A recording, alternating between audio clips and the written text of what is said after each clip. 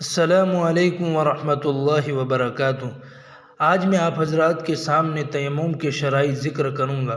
قبل اس کے کہ میں تیمم کے شرائط ذکر کر دوں، میں حضور صلی اللہ علیہ وسلم کی ایک حدیث ذکر کر دوں جو حضرت ابو ذر رضی اللہ تعالیٰ عنہ سے مروی ہے کہ عن ابی ذر رضی اللہ تعالیٰ عنہ قال قال رسول اللہ صلی اللہ علیہ وسلم ان الصعید الطیب وضوء المسلم وإن لم يجد الماء 10 سنين فإذا وجد الماء فليمسه بشرته فإن ذلك خير۔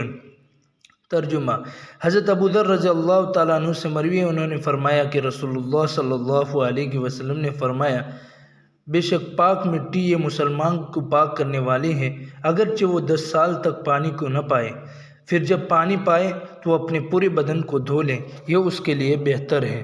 تیمم کے شرائط 7 ہیں۔ نمبر 1، تیمم کرنے کا عذر پایا جانا۔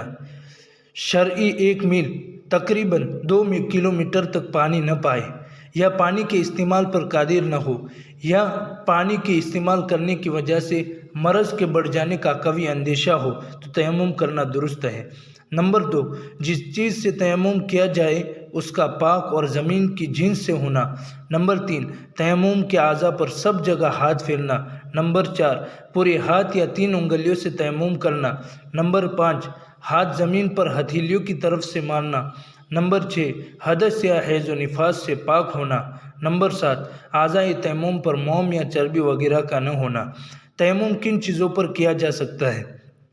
پاک مٹی، ریت، پتھر، چونا اور مٹی کے کچے یا پکے برتن جن پر روغن نہ ہو، اینٹ یا چونے کی دیوار۔